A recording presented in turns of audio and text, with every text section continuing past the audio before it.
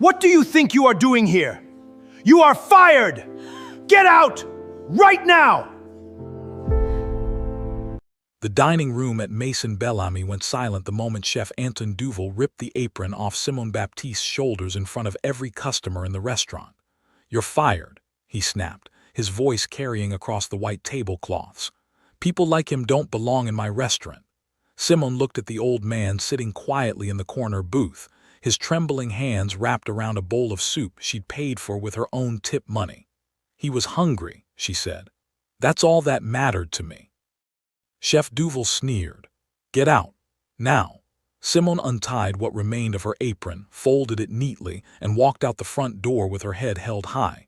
She had no idea that the old man she'd just been fired for feeding was about to change her entire life. By the next morning, Simone Baptiste wouldn't just have her job back. She'd own the restaurant that fired her. Stay with me. Because this story is about to show you what happens when kindness meets the one person who was watching closely enough to notice it. Simone Baptiste had worked at Maison Bellamy for 4 years. It was one of the most expensive restaurants in the city, the kind of place where a single dinner cost more than most people made in a week, where reservations were booked out for months, and where the clientele wore watches worth more than the annual salary of every server on the floor combined. Simone had grown up nothing like the people she served. She'd been raised by a single mother who worked 2 jobs to keep food on their table, in a neighborhood where a good week meant nobody went to bed hungry. She remembered exactly what that hunger felt like, the kind that made it hard to concentrate in school, the kind her mother tried to hide from her by pretending she'd already eaten. She never forgot it. Not once. Not even after 4 years of carrying trays of $100 and trays to people who barely looked up from their conversations to acknowledge her. Chef Anton Duval ran the kitchen at Maison Bellamy with a rigid, image-obsessed precision. Every plate had to be perfect. Every server had to move exactly the way he demanded, speak exactly the words he'd scripted, smile exactly the amount he considered appropriate. Not too warm, not too familiar.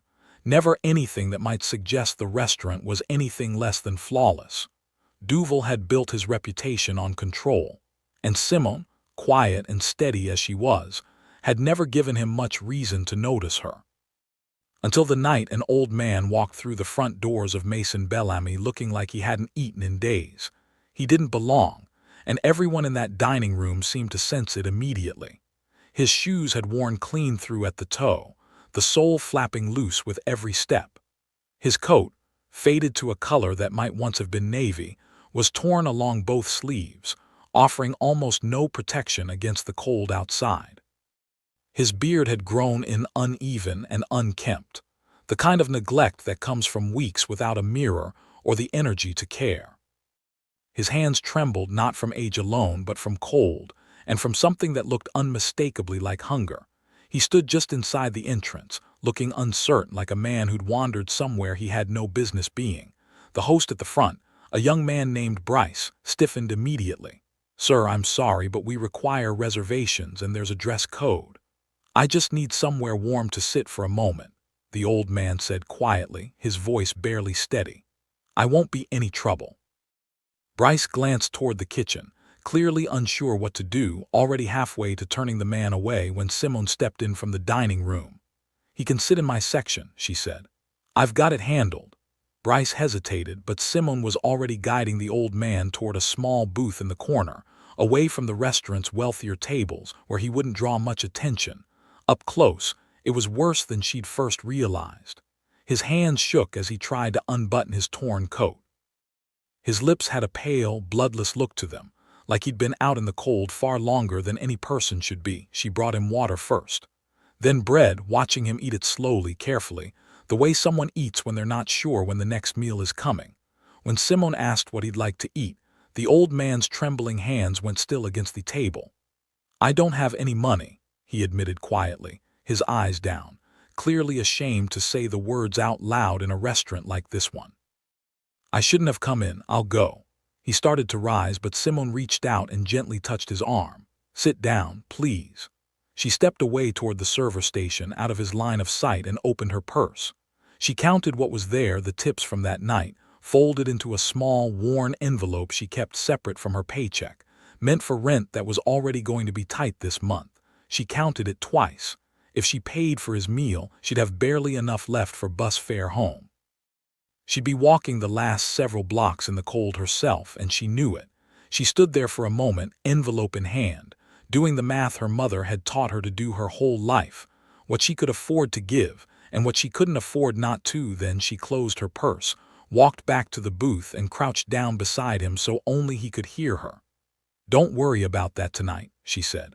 "Just tell me what sounds good." When he tried to protest, she smiled. "My mother always said nobody should sleep hungry." She placed the order under her own name on her own tab, using nearly everything she had.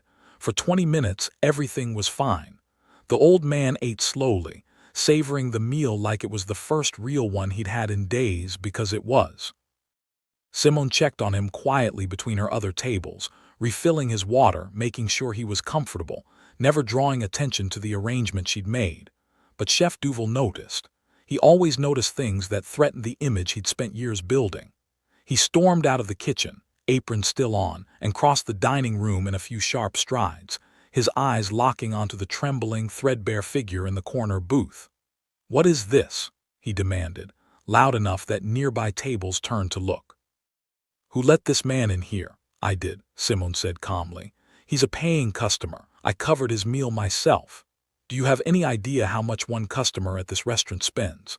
Duval snapped, his voice carrying across the white tablecloths, drawing every eye in the room. "More than that man will see in an entire year. And you sat him right in the middle of my dining room like he belongs here. People like him don't belong in my restaurant." The old man tried to stand, embarrassed, his trembling hands fumbling for his torn coat, mumbling an apology. "Sit down," Simone said gently, placing a hand on his shoulder before turning back to Duval.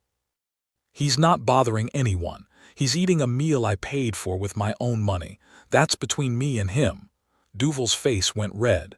In front of the entire dining room, he reached over and ripped the apron from Simone's shoulders. "You're fired. Get out. Now." The restaurant had gone completely silent, dozens of wealthy diners frozen mid-bite, watching a 4-year employee get humiliated over a bowl of soup and a piece of bread she'd paid for with money she couldn't spare.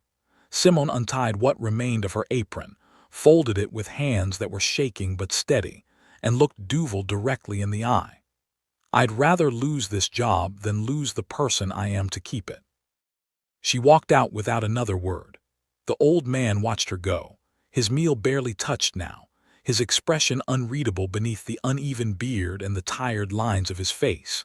He sat alone for a moment longer, then quietly finished his water, left cash on the table for far more than the meal cost, and walked out into the cold behind her. What nobody at Mason Bellamy knew, what Simone herself wouldn't learn until the next morning, was that the man in the torn coat was Walter Grayson, a retired investor who had built and sold 3 companies over the course of his life, and quietly amassed a fortune most people who met him would never suspect existed. Walter had a habit, developed over years, of testing the character of people and businesses by presenting himself exactly the way he had that night: worn shoes, torn coat, an appearance of genuine hardship, no indication of who he really was. He'd done it at hotels, at car dealerships, at charities asking for his money. He'd learned more about a business in 15 minutes of being treated like nobody than he ever could from a boardroom pitch. Most of the time, the answer disappointed him. That night, for the first time in longer than he could remember, it hadn't. Walter had watched Simone Baptiste count out tip money she couldn't afford to lose, hesitate for exactly the length of time it takes a person to know real sacrifice, and then decide to buy him dinner anyway. In front of people who could have made her life very difficult, because feeding a hungry stranger mattered more to her than protecting herself. He'd also watched Chef Anton Duval humiliate a loyal employee of 4 years over exactly the kind of decision that revealed everything about a person's true character. And none of it was good. By the time Walter reached the sidewalk outside, he'd already made a decision of his own. Walter Grayson had, in fact, been the silent majority investor behind Mason Bellamy for the past 6 years. He'd purchased a controlling stake in the restaurant group quietly, through a holding company, after being introduced to the original owner at a charity dinner. He rarely visited the restaurant himself, and when he did, no one recognized him, a fact he had until that night considered mostly harmless. From a bench a block away, still catching his breath from the cold, Walter called Regina Castellano, the general manager of the restaurant group, who had worked with him for over a decade and was one of only 2 people who knew the extent of his involvement in Mason Bellamy. "Regina," he said, "I need everything you have on an employee named Simone Baptiste, every review, every note in her file, tonight if you can manage it. Is everything all right, Walter? I just watched her get fired for feeding a hungry man out of her own pocket, money she clearly couldn't spare," he said. "And I watched Anton Duval do it in front of 40 paying customers like it was something to be proud of." Was a long pause on the other end of the line. "I want a full review of Duval's management," Walter continued. "Turnover rates, complaints, everything that's been quietly filed away and ignored because the food coming out of his kitchen makes the numbers look good." Exhaled slowly.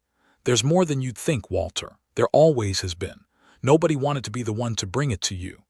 "Then I'm glad I came in tonight," Walter said, "because now I don't need anyone to bring it to me. I saw it myself, and I felt it myself." Simone woke up the next morning to a phone call from a number she didn't recognize. She almost didn't answer. She'd spent most of the night lying awake, running numbers in her head, wondering how she was going to cover rent without the job she'd held for 4 years, and without the tip money she'd spent the night before. "Ms. Baptiste," the voice on the other end said, "my name is Regina Castellano. I'm the general manager of the restaurant group that owns Mason Bellamy. Mr. Grayson would like to meet with you this morning if you're available." Simone frowned, confused. "I don't know a Mr. Grayson." "You fed him dinner last night," Regina said gently. "In the corner booth." Simone's breath caught. An hour later she walked back through the front doors of Mason Bellamy, unsure what to expect.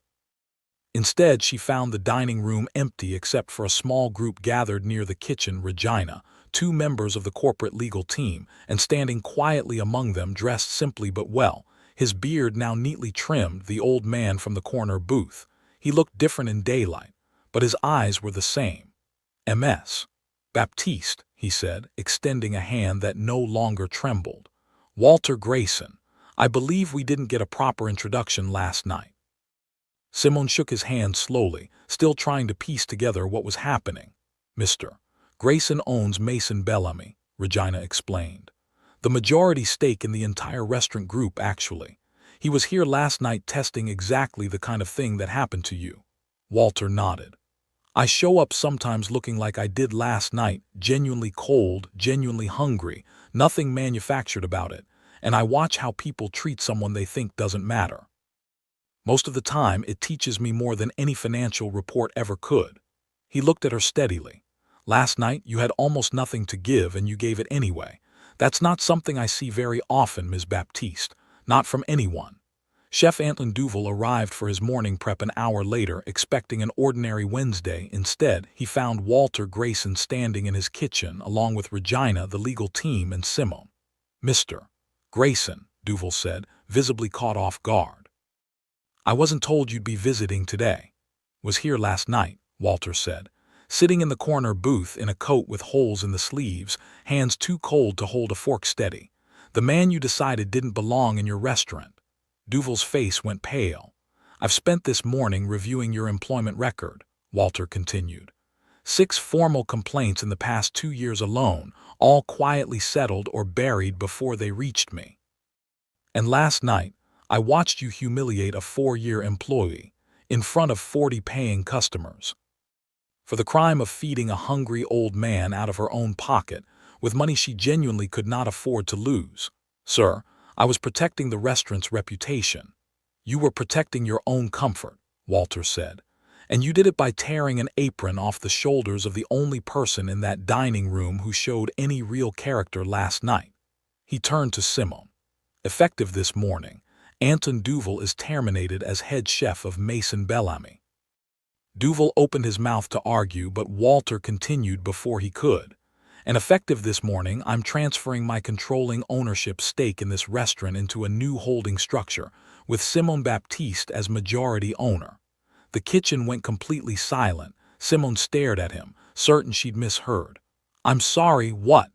I've spent decades building companies, Walter said.